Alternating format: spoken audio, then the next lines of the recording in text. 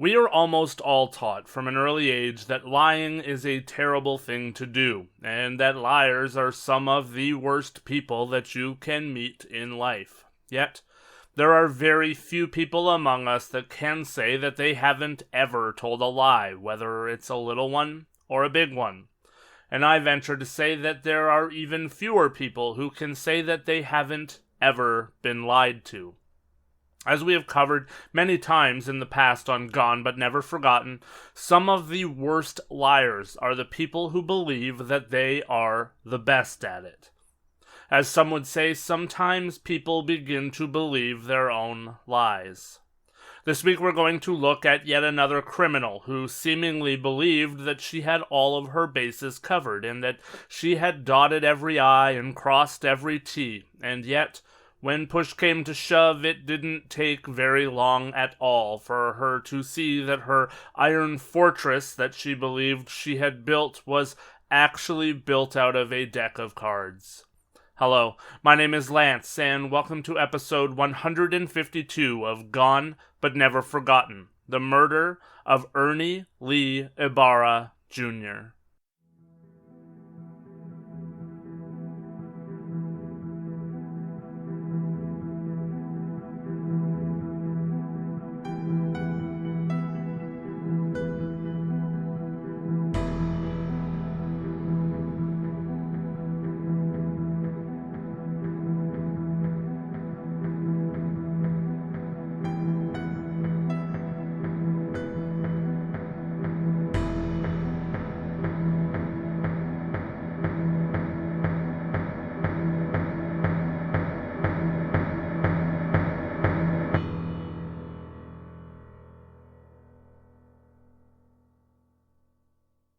Samantha Wohlford was born on August 28th of 1989, and she was the eldest of 3 children. It's been reported that her family life and her upbringing were unremarkable, and what would be considered to actually be good and healthy. In her teenage years, Samantha found herself, as many her age did, swept up in the internet age. With the ability to speak to people from all over the world and look up and play whatever games that people wanted, she was rarely, if ever, seen without the internet nearby. Samantha also would be described as an alternative young woman. She liked to dye her hair, she dressed alternatively, and she enjoyed tattoos and piercings.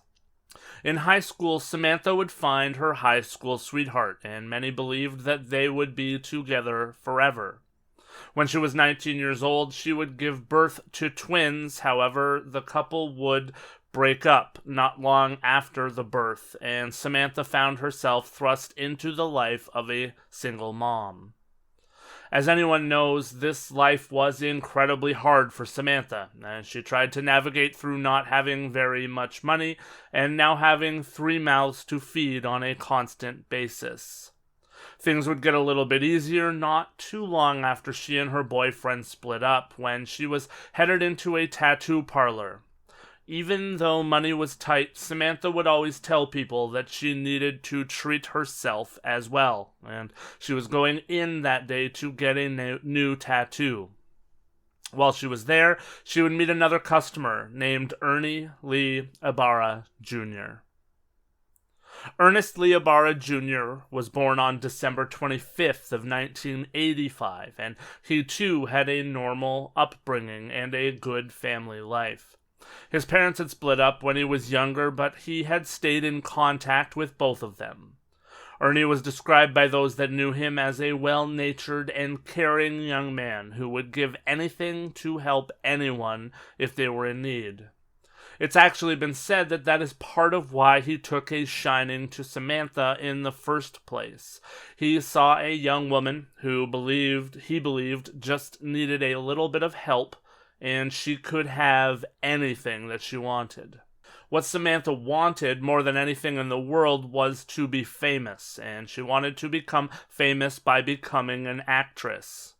As we're about to get into, she would become famous, but she certainly was not a good actress, not by anyone's standards. At first it seemed to everyone that knew them like Ernie and Samantha were soulmates and quite literally made for one another. They both had a love for one another, and they both had a love for computers. Ernie had always been known when he was younger as a bit of a bookworm, but with the advent of the internet, he was drawn much more to computers and to video games. He enjoyed playing Halo, Call of Duty, and World of Warcraft. Ernie worked hard, having held down a long-time job working for a wood manufacturing company. In 2011, after already having the first set of twins living with them, things would change for Ernie and Samantha when she would have twins for a second time in her life. This time the twins were, of course, fathered by Ernie. The two would also have their third child, Samantha's fifth, in 2013 when Samantha was only 24 and Ernie was only 28. To help make ends meet, Ernie worked 2 jobs to support the new family of 7 as he took on a job working nights at Little Caesars. Hoping that she could pursue her dreams and also try to help out with the bills, Samantha started to stream on YouTube. She started out by discussing her passions, but over time her videos started to center on the one thing that meant the most to her in the entire world: herself. She shared her personal life, she shared her struggles, and she often shared her issues, whether they were real or imagined, with Ernie, and how they were struggling at life. What people saw, though, was a mother of 5 who could be seen neglecting her children in every video that she posted because she was far more consumed with gathering a following than she was with looking after her children.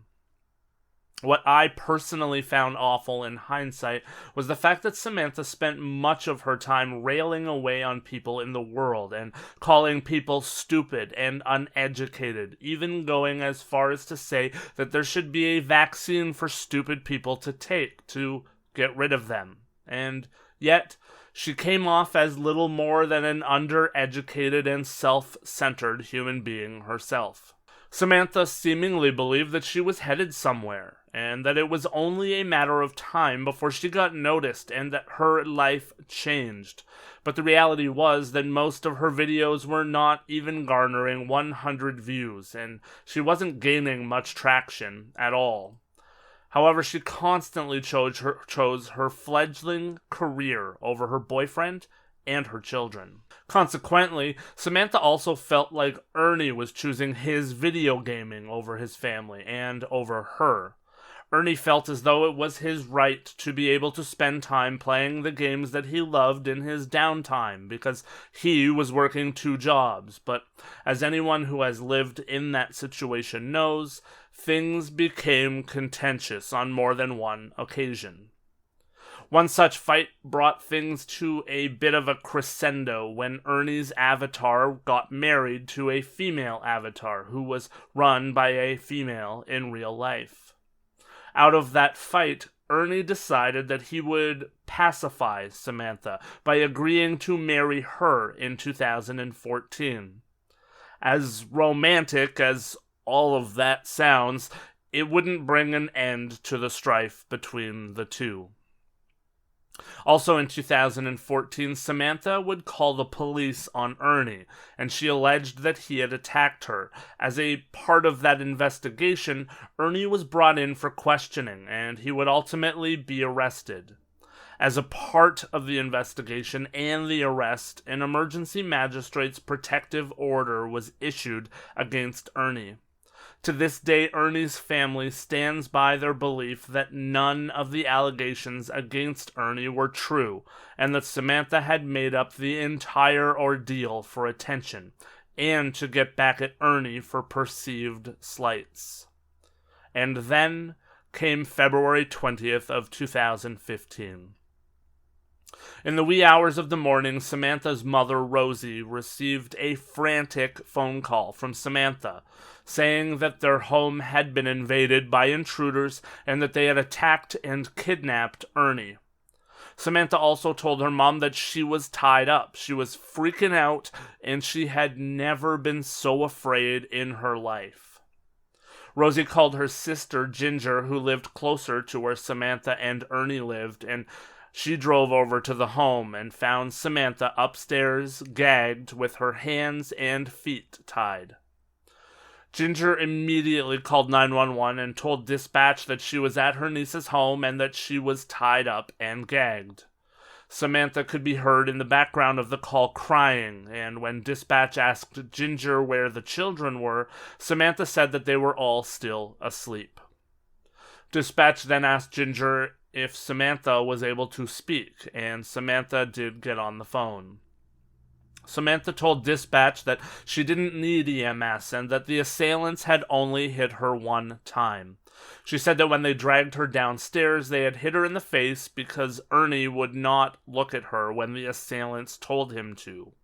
She said that when the assailants hit her, Ernie had turned and looked at her, and the assailants asked him if he wanted them to kill Samantha, and Ernie had said no.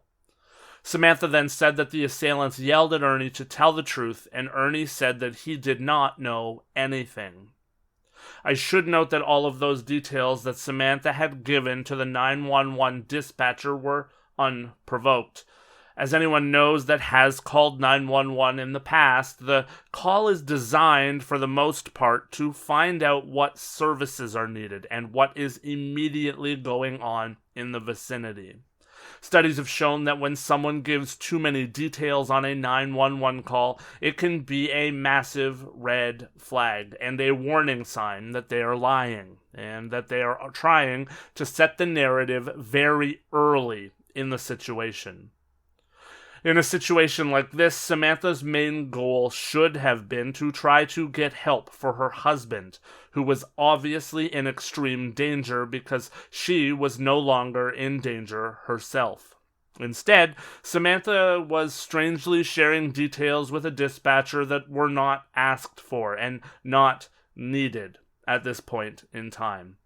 Officers from the Titus County Sheriff's Office arrived on the scene around 2 a.m., and as they searched the home, they noticed almost immediately that nothing of value had been taken from the home. We've talked about this in the past when investigators are looking at a home invasion or even a kidnapping. It's a red flag when they note that there was no burglary done whatsoever. The front door had been kicked in, and it was in pieces, and they also noted that there was an obvious sign of a struggle inside of the home. Samantha can be found and seen on body cam footage immediately after the officers arrived, and she said that she had no idea what had happened. She said that she had heard a noise, and by the time that she opened her eyes, someone had grabbed her and jerked her out of bed. She said that the only identifier that she really had was that one of the men had yelled, "Hey Luke," at another of the men. If you watch the body cam footage, it is again evident that Samantha is not focused at all on her husband or what had happened to him, but only in telling the story of what had happened to her, which is certainly strange, even to an untrained onlooker like myself. It was noted that there was a little bit of blood on the wall, and right by the door there was a lock of hair. Samantha would explain to investigators that the intruders had cut off that lock of Ernie's hair and told her that she would need that as something to remember him by. Samantha said that the attackers had kicked, punched, and pistol-whipped Ernie many times, and that that also struck the early investigators as strange, because being hit with a weapon, like a gun, would have certainly caused more blood than there was at the scene. Samantha was then questioned as to why she had called her mother instead of calling 911. And Samantha's answer was that she was able to use her phone only by pushing buttons with her nose. And she said that it was easier to call her mom because she was the last phone number that she had called. Investigators also took down Ernie's phone number and asked for an emergency ping on the phone so that they could locate him. At around 3:20 a.m., they did receive a ping that said that the phone was in Pittsburgh, Texas, which was less than a mile away. Investigators were not able to find Ernie by utilizing that ping, and the phone signal soon after went dead. While investigators were waiting for that ping, though, it would be later found out that Samantha had actually been very busy herself. Around 2:30 a.m., after she had provided Ernie's phone number to the police and she had heard that they were calling for a ping on the phone, she sent a text message to one of the assailants' phone that said, "Kill Day's phone. Shut that shit down." Day was one of Ernie's nicknames. Then, at 3:18 a.m., after she heard the radio call state that the phone was pinged in nearby Pittsburgh, Samantha sent another text that said, "Ditch phone. Move." When an investigator arrived on the scene who was familiar with the past between Ernie and Samantha, he immediately expressed that things were fishy, and immediately stated on the body cam footage that he was not able to rule out the fact that Samantha had possibly done something to Ernie and returned home to set the scene. He said that the two had a torrid past and that he believed that it could be possible that Samantha had indeed done something to Ernie, or that she could have played a part in whatever had happened to Ernie. Nothing seemed to fit the narrative that Samantha was relaying. While investigators were talking to Samantha at the scene, she kept mentioning one person's name as the only person that she could think of who may have been involved or part of the reason for what happened. This name was never brought up in the case, so I will redact it from this episode, but it was very clear that Samantha was trying to pin something on this third person. She kept saying that the assailants said that person had caused all of this. She also eventually brought up that the assailants had said that if Ernie could pay $20,000, he could be free from the situation.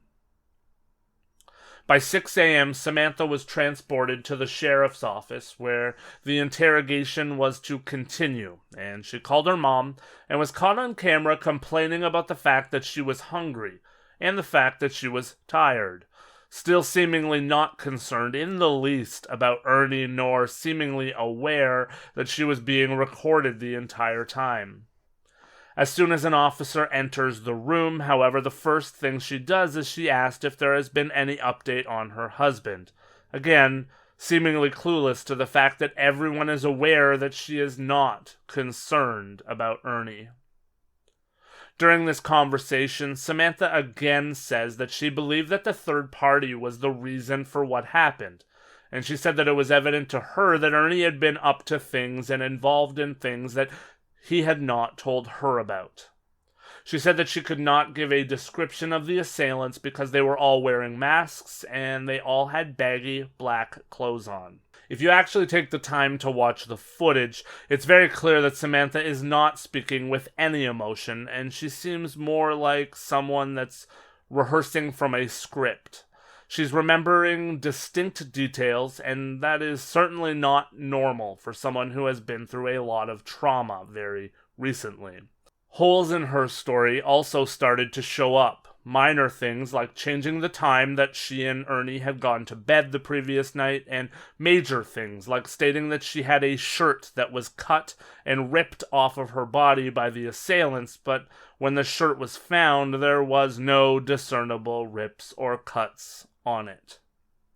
Samantha said that when Ernie was forcefully removed from the home, that was when she was taken back upstairs and she was bound and gagged. She said that after the assailants left, that was when she was finally able to call her mom, again repeating that it was easier to dial her mom than 911 with just her nose. When pressed about the domestic problems that she and Ernie had been having in the past, she said that things had been better. She said that she would have never gone back to Ernie if things hadn't have changed. She painted a pretty little picture of how life supposedly was, but nothing really lined up at home and the evidence that the investigators found.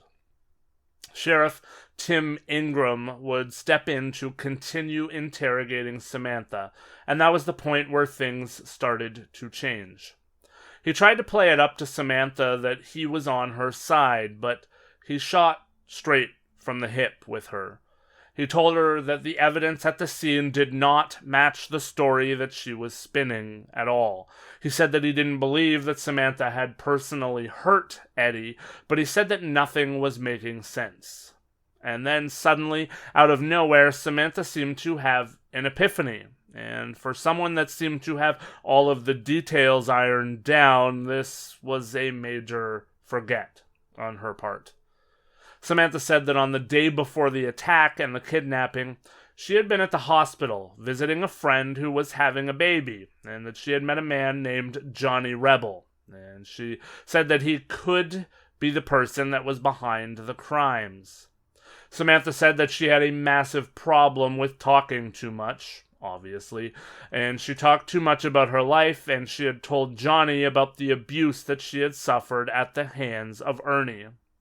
She said that when Johny heard about the abuse, he was beside himself, and he said that what happened was wrong, and that nobody should ever treat a woman with that type of disregard. Samantha said that Johny had then offered to intervene in her situation and take care of it for her.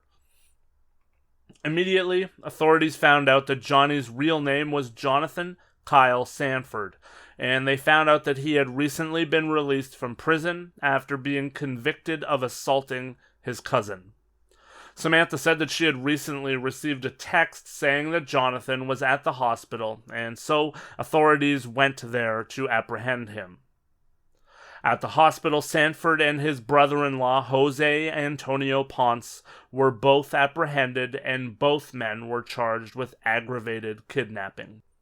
At this point in time, Samantha had told officers to not tell Sanford that she had mentioned his name, and she was still clinging to the fact that she was innocent, and that she had nothing to do with Ernie's disappearance. However, what Samantha did not count on was the fact that Sanford would be more than willing to talk, seemingly just like Samantha. She also clearly didn't know anything about electric and digital forensics, and this was the point in time after the investigators had all of the parties' cell phones when they found out about the warning texts that Samantha had sent to Ponse.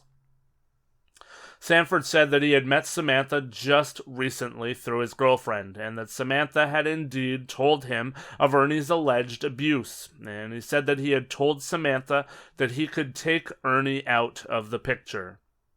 Sanford said that he then recruited Ponce and another man, Octavious Lamar Rhymes, and that the three had first hatched a plan to plant methamphetamine in Ernie's truck to set him up for a drug bust.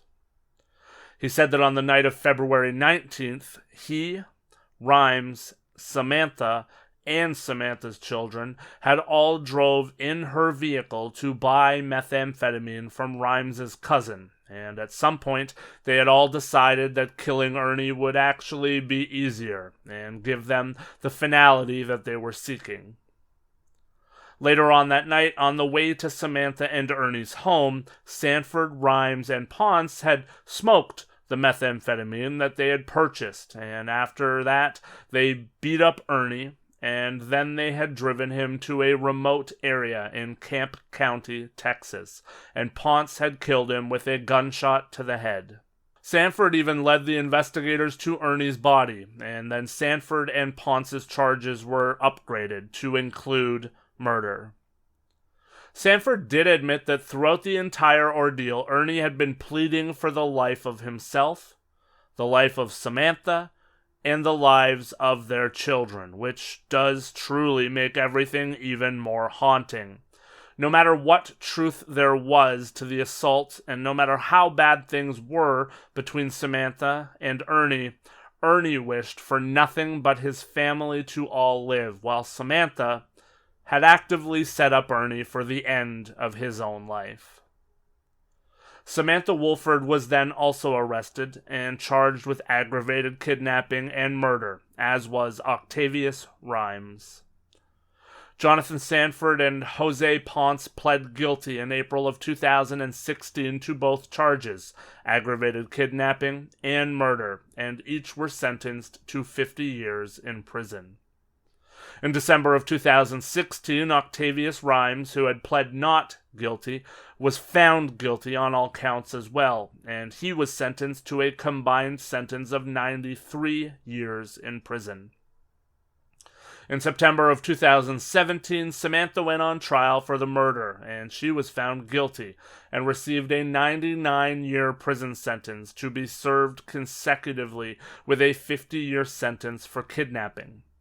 Samantha had claimed that her medications had altered her state of mind, and that was not believed by the jury. Samantha, Sanford, and Ponce will all be eligible to apply for parole in February of 2040, and Octavious Rhymes will be eligible to apply for parole in August of 2026. We've covered cases similar to this one many times in the past, and I always harp on the fact that there are certainly better outcomes that are possible. If you find yourself in a situation where you are the victim of abuse, murder is certainly not the answer. I hope and pray that most of us know that. It isn't clear if Samantha just wanted to be rid of Ernie or if there was abuse going one or both ways, but regardless, this is not the way to deal with anything. If you're in trouble, there are ways to get out, and in the case of Samantha, it even seems like her family was involved, at least on some level, so there were certainly things that she could have done that were not what she wound up doing. Even if you feel that you are in a life or death situation, I can assure you that a life in prison, for one thing, is not much better, if at all, than the situation that you are in. Get out. In cases like this one, get your kids out. Do whatever you have to do to save yourself and to save your children. And of course, there are the children. There are 5 children now that will grow up knowing that their mother played a part in murdering their father. Their father is gone from this earth, and they certainly will grow up without a mother in their lives as well. That causes trauma. The kind of trauma that many people don't overcome. The kind of curse that you leave on your children that statistically sets them up for other horrible things as well. Again, if you need help, reach out and get it. Tell someone that you are in trouble. Don't be like Samantha. This woman lived her entire life wishing that she was famous, and sadly, she is now, and for all the wrong reasons. Her videos on YouTube get views now because people cannot help but look her up and study her, but it doesn't do her much good where she is, does it? And I will end it there. Another sad story where the children are forgotten and the children suffer so much. Another case where someone thought that they could beat the law and outsmart everyone. Another case of a life taken away way too soon at the hands of someone that they loved. Another terrifying case of true crime. I truly hope that if you are listening to this podcast and you need some help, you will try to find it. No matter how alone you feel in any situation, you are far from alone. Find a friend. Make a friend. Talk to someone. Find someone to help you. There is help available if you look for it. It may not always seem like the best option, but getting help or starting over is far better than the alternative that we see far too often. Let me know what you think of the show on social media. GBNF is easy to find anywhere. If you like the show, please consider supporting it over at patreon.com/GBNF podcast, where you will get access to early episodes ad-free, and you will also get access to episodes that are exclusive to patrons on that platform. Aside from that, I will see you all back here again next week for another episode of Gone But Never Forgotten. Please be safe, be healthy, and be better.